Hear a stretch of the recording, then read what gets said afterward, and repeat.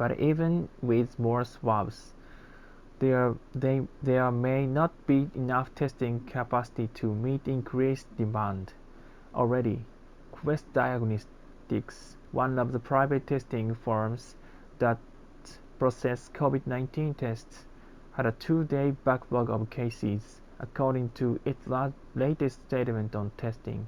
Quest, LabCorp, and the lobbying group that represents them in Washington have approached the White House about providing more support to increase the ability to test people who are potentially infected, according to an NPR report.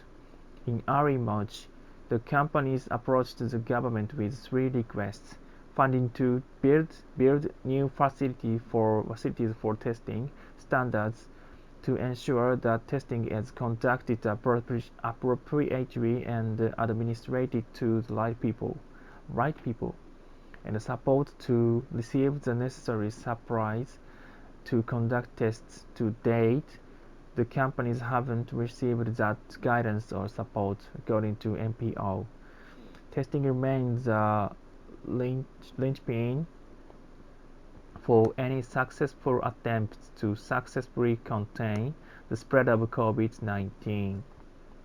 According to the Duke University report co-authored by Scott Gottlieb, a former FDA commissioner and partner at the multi-billion-dollar venture capital New Enterprise Associates. The capacity to conduct rapid diagnostic testing for everyone with COVID-19 symptoms and those with exposures or at higher risk of contracting or transmitting the virus. Healthcare workers, those in congregate setting with a robust sentinel surveillance system that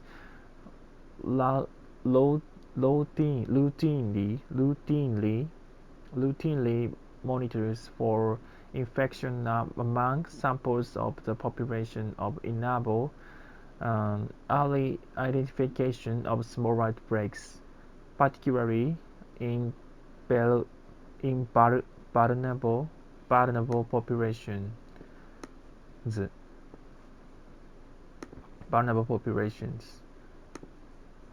It is the first step of any successful containment plan, according to the study. Even the efforts by Google and Apple to develop a contact tracing technology need to be supported by more robust testing capacity. So far, the US hasn't even been able to meet the testing goal that the president has set in the Rose Garden. It's going very quickly. He said of the approval process for new tests. It's going very quickly, which will bring additionally 1.4 million tests on board next week and 5 million within a month. I doubt we'll need anywhere near that.